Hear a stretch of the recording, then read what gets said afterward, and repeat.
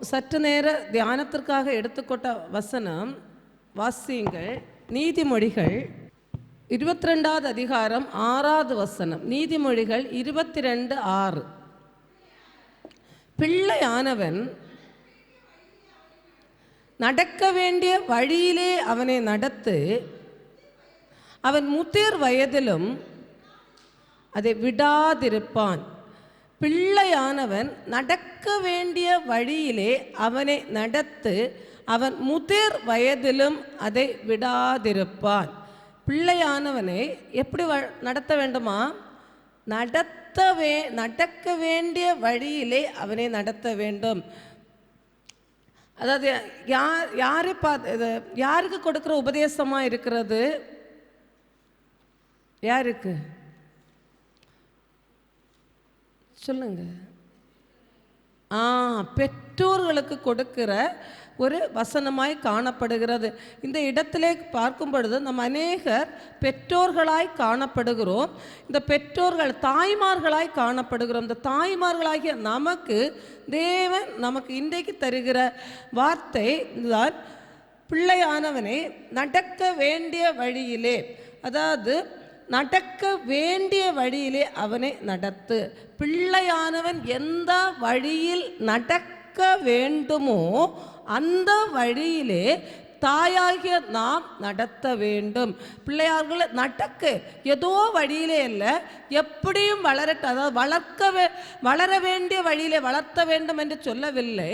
பிள்ளையான நடக்க வேண்டிய ஒரு சில வழியிலே தான் நடக்க வேண்டும் என்று கர்த்தர் சில கட்டளைகளை, சில வழிகளை வைத்துள்ளார். பிள்ளைகள் நடக்க வேண்டிய சில வழிகள் வேதத்திலே காட்டப்பட்டுள்ளன. அந்த வழியிலே நடத்த வேண்டும். அதாவது பிள்ளையானவன் நடக்க வேண்டிய வழியிலே அவனை நடத்து. அப்படி பிள்ளையான வயதிலே நாம் நடத்துகிற வழிகள் அவர்கள் முதிர் வயதிலும், அந்த முதிர் வயதிலும் அதை எப்படி இருப்பாங்க? அதை விடாதிருப்பார். இந்த பிள்ளை வயதிலே நம்ம வளர்த்துகிற வளமை தான் அவர்களுடைய முதிர் வயதிலும் அவர்கள் விடாதிருப்பார்கள். அது நம்ம இன்றைக்கு நம்முடைய பிள்ளைகளை நடக்க வேண்டிய வழியிலே அவர்களை நடத்த வேண்டியது அவசியமாய் காணப்படுகிறது. அருமையான தேவ பிள்ளைகளே, ஒவ்வொருவரும் எல்லாரும், நான் இன்க்ளூட் வர எல்லாரும் இன்று நம்முடைய பிள்ளைகளை வளர்க்க இடங்களில் சில தருணங்கள் நம்ம திரும்பி பார்ப்போமானால் சில காலங்களை, சில தருணங்களை நாம் தவற விட்டதாய் உணர்கிறோம். சில இடங்கள் இப்படி வளர்த்தா இன்னும் இப்படி பண்ணியிருந்திருக்கலாம் என்று இருக்கலாம். அந்த இடங்கள் பல இதை நம்ம தவற விட்டவர்களாய் காணப்படுகிறோம். இனி அந்த சிறு பிள்ளைகள் இருக்கிறவர்கள், மற்றவர்கள், நம்ம தாய்மார்களாகிய நாம் தெரிந்து கொள்ள வேண்டிய ஒன்று, பிள்ளைகளை நடக்க வேண்டிய வழியிலே நடத்த வேண்டியது அவசியமாக இருக்கிறது.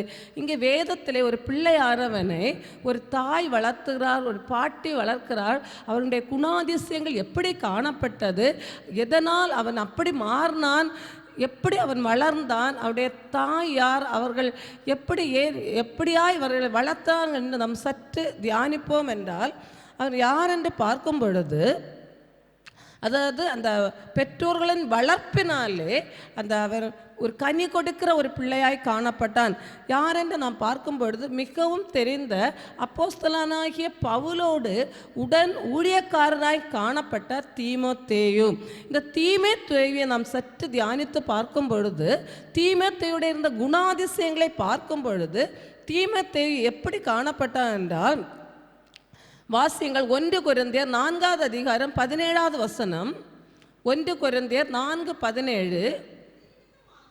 இது நிமித்தமாக எனக்கு பிரியமும் கர்த்தருக்கு உண்மையுமுள்ள என் குமாரனாகிய தீமோத்தேயுவே உங்களிடத்தில் அனுப்பினேன். நான் எங்கும் எந்த சபையிலும் போதித்து வருகிற பிரகாரம் கிறிஸ்துவுக்குள்ளான என் நடக்கைகளை அவன் உங்களுக்கு ஞாபகப்படுத்துவான். இந்த வசனத்திலே பார்க்கும் பொழுது அதில் ஒரு இடத்துல சொல்ல, கர்த்தருக்குள் உண்மை உள்ளவன், அந்த வார்த்தை இருக்கா இல்லையா? அந்த வசனத்திலே இந்த தீமோத்தேயு எப்படி இருக்கான் என்றால், கர்த்தர் கர்த்தருக்குள் உண்மை உள்ளவனாக இருக்கிறார். அதாவது பவுல் சொல்லும்பொழுது எனக்கு பிரியமான என் குமாரனே, ஒரு குமாரன் தன்னுடைய ஒரு பிள்ளை மாதிரியே தன்னோட வைத்திருந்தது தான் இந்த பவுல்.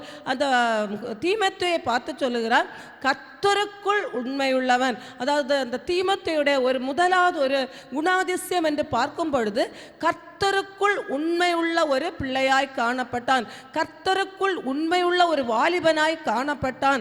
அடுத்தபடியாக அவனுடைய பார்க்கும் பொழுது வாசியங்கள் 1 தீமோத்தேயு 1:2 1 தீமோத்தேயு 1:2 விசுவாசத்தில் உத்தம குமாரனாகிய தீமோத்தேயுவுக்கு எழுதுகிறதாவது, என் பிதாவாகிய தேவனாலும் கர்த்தராகிய இயேசு கிறிஸ்துவினாலும் கிருபையும் இரக்கமும் சமாதானம் உண்டாவதாக. அதாவது அந்த வசன துவக்கத்தில் விசுவாசத்தில் உத்தம குமாரனாகிய, விசுவாசத்தில் எப்படி இருக்கிறான்? உத்தம குமாரன். விசுவாசத்திலே உத்தம குமாரனாய் காணப்படுகிறான். முதலாவதாக அவன் கர்த்தருக்குள் உண்மை உள்ள பிள்ளையாய் காணப்படுகிறான். அடுத்து விசுவாசத்தில் உத்தம குமாரனாய் காணப்படுகிறான். இவனுடைய வேலைகள் என்னவென்று பார்க்கும் பொழுது வாசிங்கள் ரோமர் 16:21 ரோமர் 16:21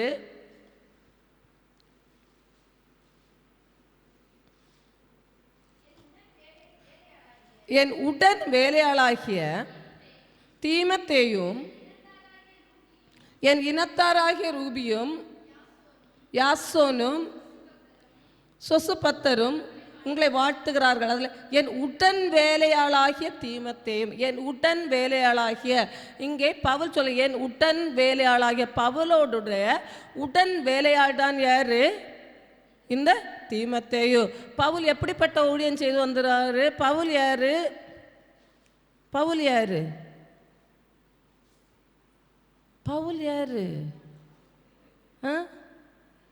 பக்கத்து வீட்டில் உள்ளவரா? பின்ன அப்போஸ்தலன். அப்போஸ்தலன், அப்போஸ்தலனாகிய பவுல்னு தான் எல்லா இடத்துலையும் வரும். அப்போஸ்தலன் இந்த பவுல். இந்த அப்போஸ்தலனாகிய இந்த அப்போஸ்தல ஊழியம் செய்கிற பவுலுடைய உடன் வேலையாள் தான் இந்த தீமோத்தேயு. அப்போ அந்த அப்போஸ்தல ஒரு ஊழியம் செய்கிற இயேசுவுக்கு சீடனாக இருக்கிற ஒரு பாக்கியத்தை பெற்றவன். அதாவது சீஷத்துவம், கர்த்தருக்கு ஊழியம் செய்கிற எல்லாரும் யாரு தான்? இயேசுடைய சீஷர்கள். இந்த பவுல் அப்போஸ்தல ஊழியம் செய்து கொண்டிருக்கார். இயேசுடைய ஒரு சீஷனாய் காணப்படுகிறான். அவருடைய உடன் வேலை செய்கிற இந்த தீமோத்தேயும் தேவனுடைய இயேசுடைய ஒரு சீஷனாய் காணப்படுகிறான். அவருக்கு வேலை செய்கிற ஒரு பணியாளாய் காணப்படுகிறான். இந்த தீமோத்தேயு ஒரு விசுவாசம் உள்ள ஒரு மகனாய், விசுவாசத்திலே உத்தம குமாரனும் கர்த்தருக்குள் உண்மை உள்ளவனும் பவுலுடைய உடன் வேலையாளுமாய் காணப்படுகிறான். ஆக மொத்தம் இயேசுவுக்கு இவன் தேவனால் கனம் பண்ணப்பட்டவனாய் காணப்படுகிறான். இந்த தீமோத்தேயு தேவனால் கனம் பண்ணப்பட்ட ஒரு மனிதனாய் காணப்படுகிறான். அவ்வாறான ஒரு சிறந்த குணாதிசயம் உடைய ஒரு மகனாய் இந்த தீமோத்தேயு காணப்படுகிறான். இவன் பல்வேறு குணாதிசயங்கள் இந்த தீமோத்தேயு குறித்து வேதத்திலே கூறப்பட்டு உள்ளது. இவ்வளவு இந்த குணாதிசயங்களை நம்ம பார்க்கும் பொழுதும் இவ்வளவு நல்ல ஒரு குணத்தோடு உள்ள ஒரு வாலிபன் காணப்படுவதற்கு யார் காரணம்? எப்படி இவனுடையத்திலே இந்த குணாதிசயங்கள் வந்தது? இன்றைய வாலிபர்களை பார்க்கும் பொழுது பயங்கர ஆச்சரியமாய் காணப்படுகிறது. அவர்களுடைய நடைகளை புரியவில்லை, அவர்களுடைய உடைகளை புரியவில்லை, அவருடைய கிரியைகளை புரியவில்லை, எல்லாம் தாறுமாறாய் காணப்படுகிறது. ஆனால் அந்த ஒரு வாலிப கட்டத்தில் இந்த தீமோத்தேயு இவ்வளவு கர்த்தருக்கு உண்மை உள்ள ஒரு பிள்ளையாய் காணப்படுகிறான். விசுவாசத்திலே உத்தம குமாரனாய் காணப்படுகிறான். பவுலுடைய உடன் வேலையாளாய், அப்போஸ்தலர் பணி செய்கிற ஒரு பவுலுடைய உடன் வேலையாளாகிய இயேசுவுக்கு ஒரு சீஷன் என்ற ஒரு அந்தஸ்திலே காணப்படுகிறான். தேவனால் கனம் பெற்ற ஒரு மகனாக காணப்படுகிறான். இப்படியான ஒரு குணத்தை இந்த தீமோத்தேயு பெற்றுக்கொள்வதற்கு யார் காரணம்? நாம் அவர்களை பற்றி சற்று தியானிப்போம் என்றால், சொல்லுங்க பாப்பன், தீமோத்தேயுடைய அம்மா யாரு? யாருக்காது? யாரு? ஐனிக்கேயாள், அடுத்து வேற அவங்க பாட்டி லோவிசாள். வாசியுங்கள் 1 தீமோத்தேயு 1 அதிகாரம் 5வது வசனம். 2 தீமோத்தேயு 1 அதிகாரம் 5வது வசனம். அந்த விசுவாசம் முந்தி உன் பாட்டி ஆகிய லோவிசாளுக்குள்ளும் உன் தாயாகிய ஐனிக்கேயாளுக்குள்ளும் நிலைத்திருந்தது, அது உனக்குள்ளும் நிலைத்திருக்கிறதென்று நிச்சயித்திருக்கிறேன். அந்த விசுவாசம் எந்த விசுவாசம் என்று பார்த்தால், வாசியுங்கள் 4வது வசனம். உன்னிலுள்ள மாயமற்ற விசுவாசத்தை நினைவு கூறுகிறதினால். மாயமற்ற விசுவாசம், உன்னிலுள்ள மாயமற்ற விசுவாசம். வாசியுங்கள் தொடர்ந்து. என் முன்னோர்கள் முதற்கொண்டு சுத்த மன சாட்சியோடே ஆராதித்து வரும் தேவனை நான் ஸ்தோத்தரிக்கிறேன். அதாவது உன்னிலுள்ள மாயமற்ற விசுவாசம், உன்னிலுள்ள தீமோத்தேயுடன் இருக்கிற மாயமற்ற விசுவாசம். இப்படி தீமோத்தேயுக்கு எப்படி உள்ள விசுவாசம் இருக்கிறது? மாயமற்ற விசுவாசம். முதல்ல பார்த்தோம், விசுவாசத்தில் எப்படி இருக்கிறான்? உத்தம குமாரனாய் காணப்படுகிறான். அந்த விசுவாசம் இந்த தீமோத்தேயுக்குள்ளால் எப்படி இருக்கிறது? மாயமற்ற விசுவாசம், ஒரு கள்ள கபடற்ற விசுவாசம், ஒரு சுத்தமான ஒரு விசுவாசம். இந்த மாயமற்ற விசுவாசத்தை இந்த தீமோத்தேயு பெற்றிருக்கிறான். அது அந்த 5வது வசனத்திலே அந்த விசுவாசம். எந்த விசுவாசம்? அந்த மாயமற்ற விசுவாசம் முந்தி யாரிடத்துல இருந்தது? முந்தி உன் பாட்டியாகிய லோவிசாளுக்குள்ளும். இந்த மாயமற்ற விசுவாசம் ஒரே அடியாக இந்த தீமோத்தேயுக்கு வரவில்லை. இந்த விசுவாசம், இந்த தீமோத்தேயுக்கு கிடைத்த இந்த மாயமற்ற விசுவாசம் முதல்ல முந்தி யாரிடத்துல இருக்கிறது என்று பார்த்தால் அவனுடைய பாட்டியாகிய லோவிசாளுக்குள்ளும். இந்த லோவிசாள் யார் என்று பார்க்கும் பொழுது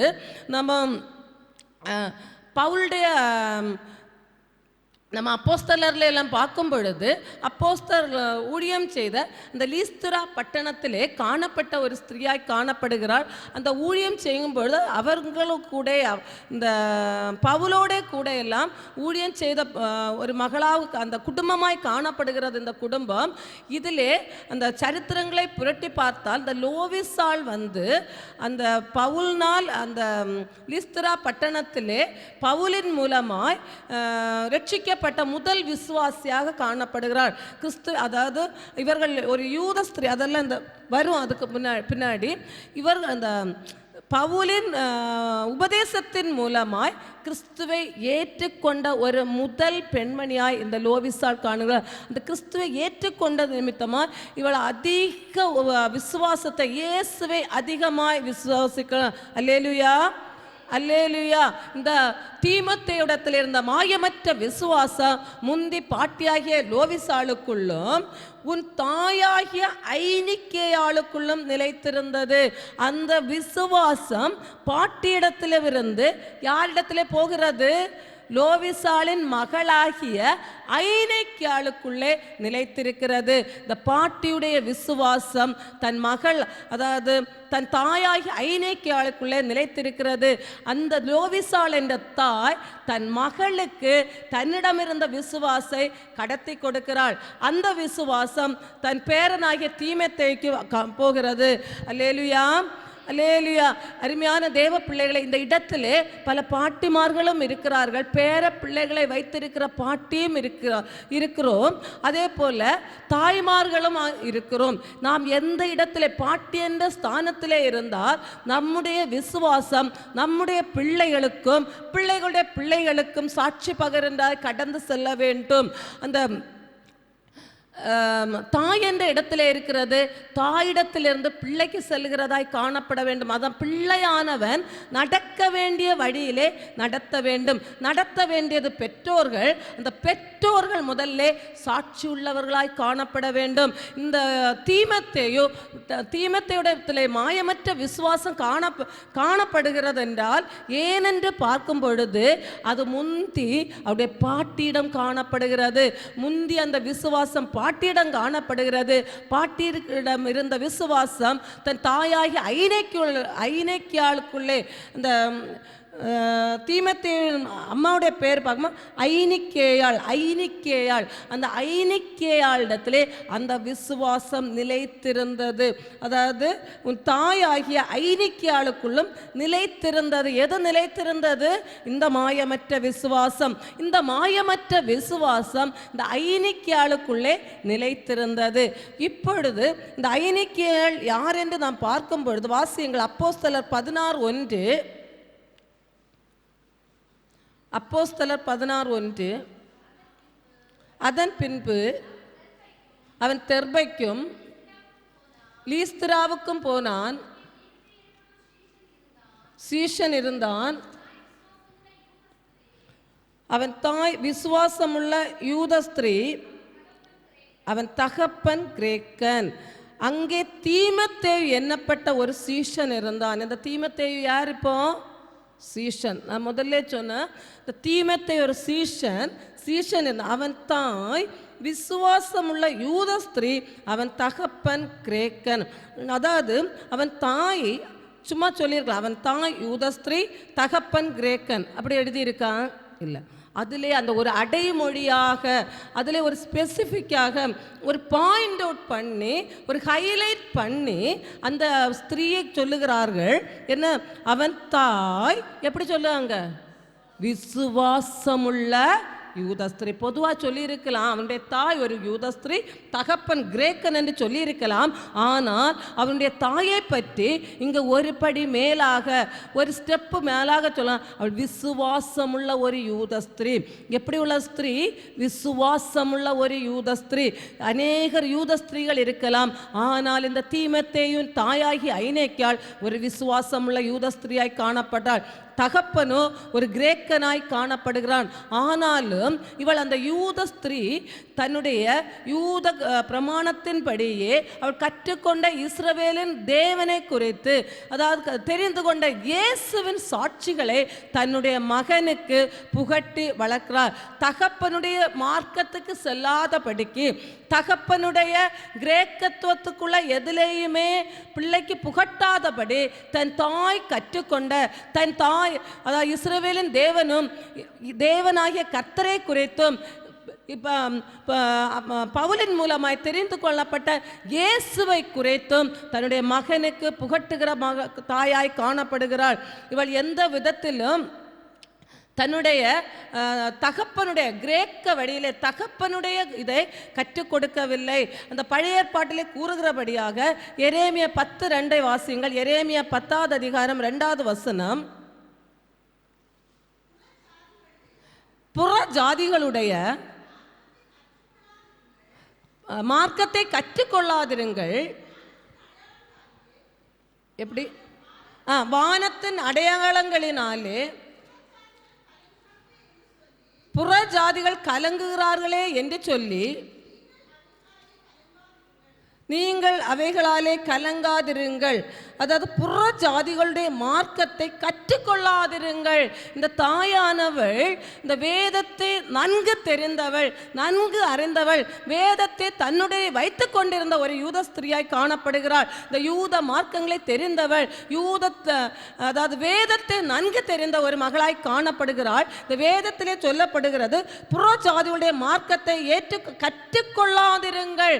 இவள் அந்த தன்னுடைய கணவனாகிய கிரேக்க கணவனுடைய மார்க்கத்தை கற்றுக்கொள்ளவும் இல்லை, தன்னுடைய பிள்ளைக்கு கற்றுக் கொடுக்கவும் இல்லை. அருமையான தேவ பிள்ளைகளே, நம்முடைய சூழ்நிலை நிமித்தமாக, சந்தர்ப்பத்து நிமித்தமாக பிள்ளையை அப்படி வளர்த்தேன் இப்படி வளர்த்தேன் என்று 1000 கதைகள் சொல்லலாம். ஆனால் இந்த ஐநேக்கியாள் தான் தெரிந்த இயேசுவை குறித்து மட்டுமே அவனுக்கு அந்த தீமத்தை கற்றுக் கொடுத்தாள். இஸ்ரவேலின் தேவனாகிய கர்த்தரை குறித்து மாத்திரமே இந்த தீமத்தை தீமத்தை கற்றுக் கொடுத்தான். எந்த விதத்திலும் புறஜாதிகளுடைய மார்க்கத்தை, தன்னுடைய கணவனுடைய மார்க்கத்தை இந்த குழந்தைக்கு கற்றுக் கொடுக்கவே இல்லை.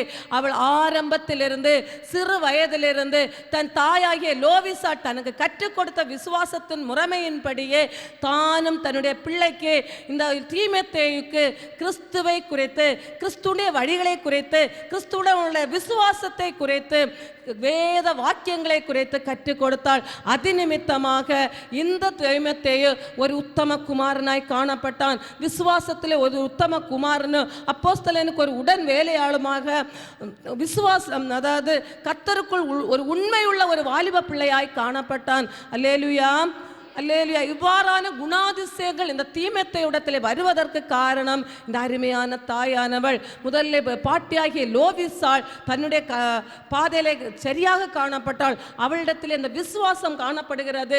அந்த விசுவாசம் மகளுக்கு காணப்படுகிறது. அந்த விசுவாசம் பேரனாகி, அதாவது தீமோத்தேயுவிடம் செல்லும் பொழுது அது ஒரு மாயமற்ற ஒரு உத்தம விசுவாசமாய் காணப்படுகிறது. அல்லேலூயா, அல்லேலூயா, அல்லேலூயா. அது ஆக நம்முடைய பிள்ளைகளும் இந்த மாதிரி தேவனால் கனம் பெற்றவர்களாய் மாற வேண்டுமானால், இல்லை ஒரு உத்தம விசுவாசம் உள்ள பிள்ளைகளாய் காண வேண்டுமானால், நம்முடைய பிள்ளைகளுக்கு மாயமற்ற விசுவாசம் காணப்பட வேண்டுமானால், தேவ பணி செய்கிற ஒரு சீஷனாக மாற வேண்டுமானால், முதல் காரணமாயிருக்கிறது அவர்களை வளர்க்கிற பெற்றோர்களாகிய மிக முக்கியமாக தாய். இந்த இடத்திலே தீமோத்தேயுவை வளர்த்த இடத்திலே தகப்பனுடைய பங்கு சொல்லப்படவே இல்லை. தகப்பன் ஒரு கிரேக்கனாய் காணப்படுகிறார். அதிகமாக இஸ்ரவேலின் தேவனை குறித்த அறிவில்லாத ஒரு மகனாய் காணப்பட்டிருக்கலாம். இல்லை இயேசுவை குறித்த கூட பெரிதான அறிவில்லாத மகனாய் காணப்படலாம். இங்கே அந்த தாயானவள் இந்த பிள்ளையை வளர்க்கிறார். வளர்க்க வேண்டிய விதத்திலே, எப்படி வளர்க்க வேண்டுமோ, பிள்ளையானவன் வளர வேண்டிய விதத்திலே, வளர்க்க வேண்டிய விதத்திலே, இந்த அதாவது நடக்க வேண்டிய விதத்திலே இந்த மகனை நடத்துகிறாள். அதிநிமித்தமாக அவன் கனி தருகிற ஒரு மகனாய் காணப்படுகிறார். இன்றைய நம்ம எல்லாருடைய ஆசையும் தான், நம்முடைய பிள்ளைகள் நல்ல கனி கொடுக்கிற பிள்ளைகளாய் மாற வேண்டும். நல்ல தேவனுக்கு பயப்படுகிற ஒரு பிள்ளையாய் இருக்க வேண்டும். தேவனுக்கு பணி செய்கிற ஒரு பிள்ளையாய் இருக்க வேண்டும். ஒரு உத்தம குமாரனாய் விசுவாசத்திலே வளருகிற பிள்ளை, நம்முடைய பிள்ளைகள் கர்த்தரால் கனம் பெற்ற ஒரு பிள்ளைகளாய் வளர வேண்டும் என்று எல்லாருக்கும் ஆசை. நம்முடைய பேர பிள்ளைகள் அப்படி இருக்க வேண்டும், எல்லாருக்கும் ஆசை. அப்படி தானே பாட்டிமார்கள், நிறைய பாட்டிமார்கள் இருக்கீங்க, இல்லை அநேக பாட்டிமார்கள் இருக்கீங்க. எல்லாருக்கும் நம்ம பிள்ளைகளை வளர்த்தாச்சு. அடுத்து யாரை வளர்க்குறது? பேர பிள்ளைகள். நம்ம பிள்ளைகளை வளர்த்ததை விடையும் அதிக கரிசனையோட யாரை தான் வளர்ப்பீங்க? பேர பிள்ளை. இப்போ நீங்கள் சொல்லி கூட காட்டியிருக்கல, எங்கள் பிள்ளைகளை கூட அன்னைக்கு இப்படி நாங்கள் பார்க்கல, உங்களை தான் இப்படி பார்க்கும் சொல்லுவீங்களா இல்லையா? இந்த அம்மாமார் அடித்தா கூட இப்போ குறுக்கே இப்போ நிற்கிறது யாரு? பாட்டிமார் முன்னாடி தனக்கு பிள்ளைய தூக்கி போட்டு அடிச்சிருப்பாங்க, அது வேற. ஆனால் பேர பிள்ளைகள இந்த அம்மாமார் அப்பாவார ஒன்று அடிக்க போனால் அவியலை பிடிச்சி தள்ளி விட்டு, உனக்கு அறிவு இருக்கா, அது இருக்கா, பிள்ளை எப்படி அடிக்கணும், இப்படி தானே வருவாங்க. அப்போ அதிக அக்கறையாக இப்போ வளர்த்தது யாரு? பாட்டிமார். கூடுதலாய் அக்கறை. அப்போ நம்ம எல்லா உலகபரமாகி எல்லா விதத்துலையும் ஆகாரம் கொடுக்கறதுல அம்மா கொடுக்கறத விட பாட்டிமார் தான் அங்கே காட்டி இதை காட்டி எல்லாம் அந்த சின்னதில் ரொம்ப வளர்த்துவாங்க. இப்படி இருக்க பாட்டிகள் இந்த ஆகாரத்தை கொடுக்க உடல் சரீர வளர்த்துகிறது கூட எதையும் வளர்க்க வேண்டும், ஆவிக்குரிய காரியத்தை வளர்க்க வேண்டியது மிக மிக அவசியமாய் காணப்படுகிறது. ஒரு விஷயம் நம்ம சொல்லினோன்னா சொன்ன உடனே கேட்காது. முதலாவதாக நம்மிடத்திலே காணப்பட வேண்டும். நம்மிடத்திலே இருந்தாதான் அது அந்த பிள்ளைகளுக்கு சொல்லும் பொழுது அது அங்கே போய் உரைக்கும். இல்லை இந்த பிள்ளைகள் பார்த்து பார்த்து வளருவாங்க. நம்முடைய கிரியைகளிலே வெளிப்படுத்த வேண்டும். இந்த லோவிசாளுக்குள்ளே இந்த விசுவாசம் காணப்பட்டது. அவளிடத்தில் இருந்த விசுவாசம் அவர்களிடத்தில் இருந்ததுனால தான் அவருடைய பிள்ளைக்கு கிடைக்கிறது, பேர பிள்ளைகளுக்கு கிடைக்கிறது. இந்த ஐநேக்கியாளுக்குள்ளே அந்த விசுவாசம் நிலைத்திருக்கிறது. அந்த விசுவாசம் நிலைத்திருந்த விசுவாசம் இந்த பிள்ளைக்காய் வருகிறது. நம்ம முதலில் கரெக்டாக அந்த விசுவாச வாழ்க்கையிலே நம்ம கரெக்டாக முதலாளாக இருக்கும் பொழுது நம்முடைய பிள்ளைகளை நம்ம கரெக்டாக இருந்துட்டு பிள்ளைகளை கரெக்டாக நடத்தும் பொழுது அந்த பிள்ளைகளும் அதை விடாதபடிக்கு ஏற்ற காலத்திலே கனி கொடுக்கிற பிள்ளைகளாய் காணப்படுவார்கள். ஆக மொத்தம் நம்முடைய தலைமுறைகள், நம்முடைய பிள்ளைகளுடைய பிள்ளைகள் தேவனால் கனம் பெற்றவர்களாய் மாற வேண்டுமானால் ஸ்திரீகளாகிய நாம் முதலாவதான ஒரு விசேஷித்த ஒரு பாத்திரமாய் காணப்படுகிறோம்.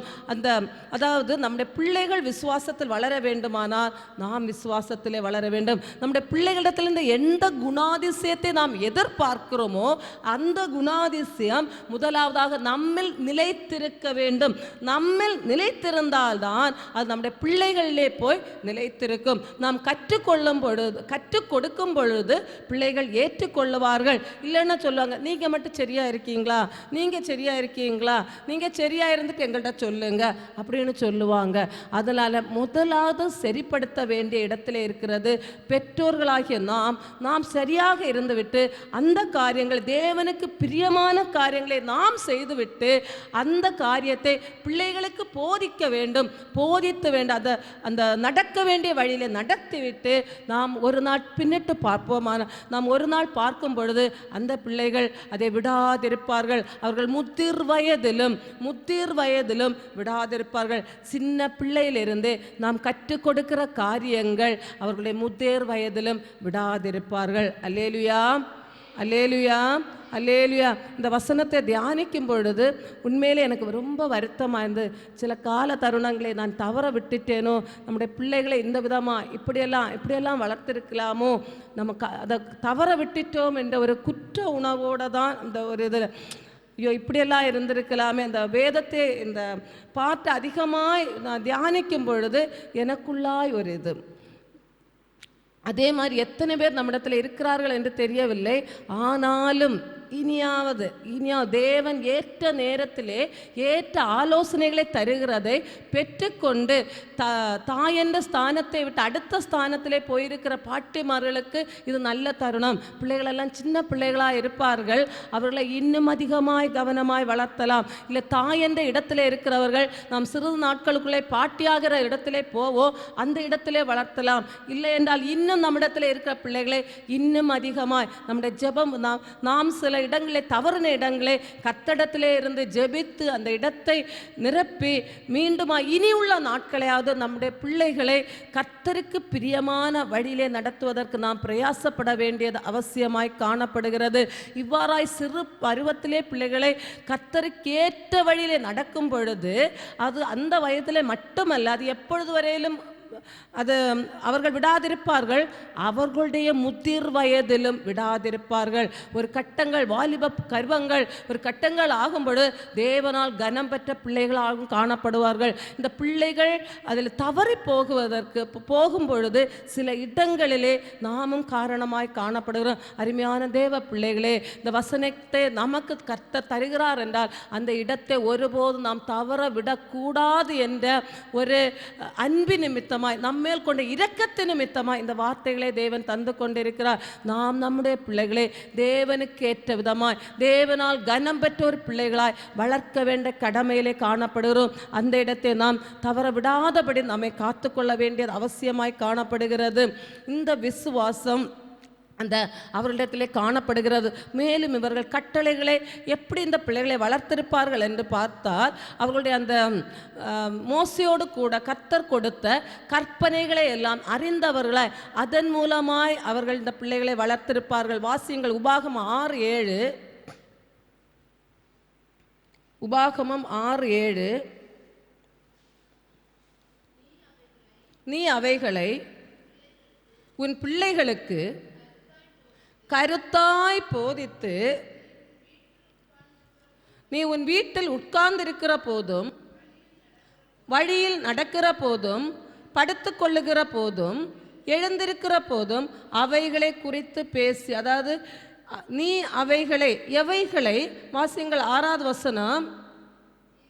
இன்று நான் உனக்கு கட்டளையிடுகிற இந்த வார்த்தைகள் உன் இருதயத்தில் இருக்க கடவுள். அது கட்டளையாய் கொடுக்கிறார் தேவன். கொடுக்கிற மோசேயின் மூலமாய் அந்த பழைய ஏற்பாட்டு காலத்தில் கட்டளையாய் கொடுக்கிறார். நீ அவைகளை என்று பார்க்கும் பொழுது, முன்னாடியாக பார்க்கும் பொழுது தேவன் அந்த இஸ்ரவேல் ஜனங்களுக்கு நின்று கொண்டு செய்த மகத்துவங்களையும் அதிசயங்களையும் அற்புதங்களையும் கர்த்தர் ஜனங்களுக்காய் செய்த சகலவித காரியங்களையும், அதாவது பிள்ளைகளுக்கு கருத்தாய் போதித்து நாம் கடந்து வந்த வாழ்க்கையிலே கர்த்தராகிய இயேசு நமக்கு எதையெல்லாம் செய்தார், எப்படியெல்லாம் நம்முடைய குடும்பத்திலே நின்று பராக்கிரமசாலியாய் நின்று நம்மளை காத்து கொண்டார், பல வியாதிகளிலே எப்படி இருந்து வைத்தியராய் இருந்து பாதுகாத்தார், ஆபத்திலே எவ்வளவாய் இருந்து பாதுகாத்தார். எல்லா சூழ்நிலையிலும் இன்று கர்த்தராகிய இயேசு நம்மை நினையாதிருந்தோமானால் நாம் இன்று இவ்வளவாய் இருந்திருப்போமா? நிச்சயமாய் எல்லா குடும்பத்திற்கும் ஒரு சாட்சி இருக்கலாம்.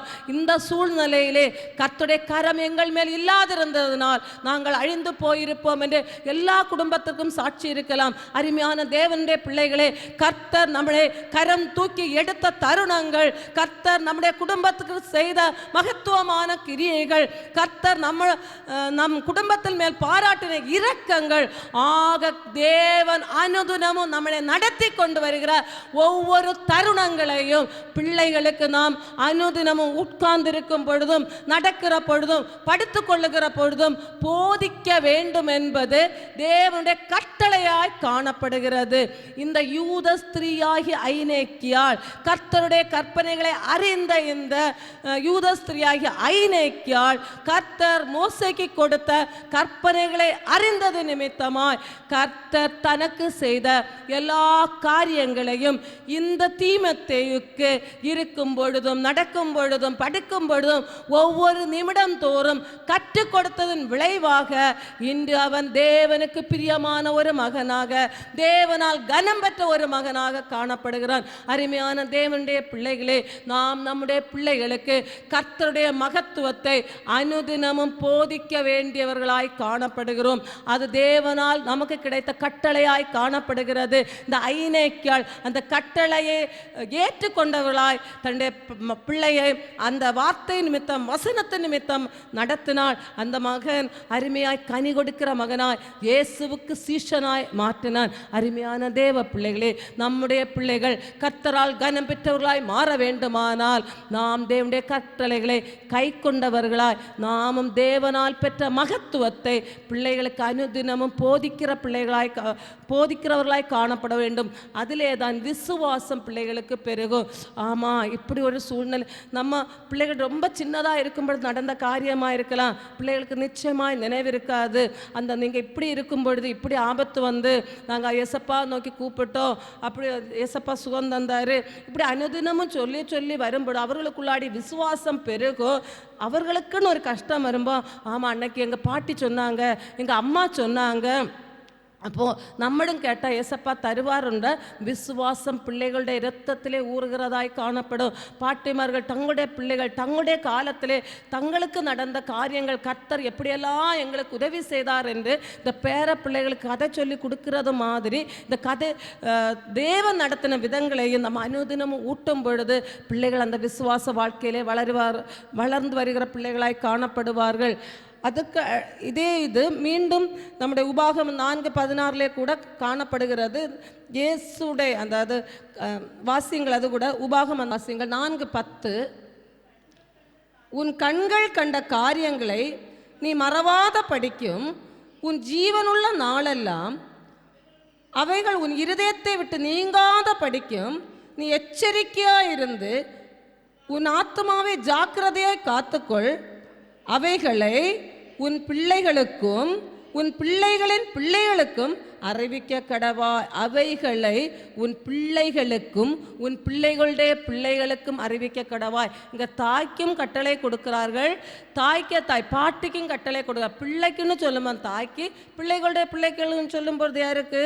பாட்டிமார்களுக்கு, அப்போ உன் பிள்ளைகளுக்கும் பிள்ளைகளுடைய பிள்ளைகளுக்கும் கருத்தாய் போதிக்கப்பட வேண்டியது அவசியமாய் காணப்படுகிறது.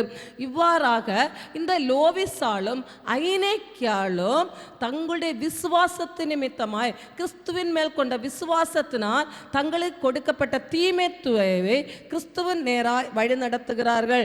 இன்னும் பார்க்கும்பொழுது வாசிங்கள் 2 தீமோத்தேயு 3வது அதிகாரம் 14-15 வசனத்தை வாசியுங்கள். நீ கற்று நிச்சயித்து கொண்டவைகளில் நிலைத்திரு. இந்த பவுல் தீமோத்தேயுக்கு கூறுகிறார், தீமோத்தேயுட நீ கற்று நிச்சயித்து கொண்டவைகளில் நிலைத்திரு,